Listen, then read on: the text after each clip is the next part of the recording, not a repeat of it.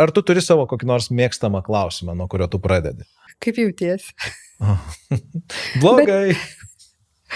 Ir tada klausiau, ką reiškia blogai? Mhm. Papasakok tavo blogai.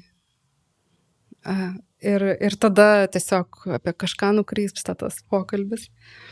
Ir labai skirtingai, žmonės kartais patys ateina ir sako, aš noriu spręsti tokį klausimą, čia turiu tokią situaciją. Ir kalbam pirmiausia apie tai, ką žmogus atsinešė, apie ką jisai nori kalbėti. Aš klausiu jo, apie ką tu nori kalbėti. Aišku, būna žmonių, kurie ateina pasimetę ir nežino, čia iš vis kas čia bus, ko čia griebtis, įsitempę, išsigandę.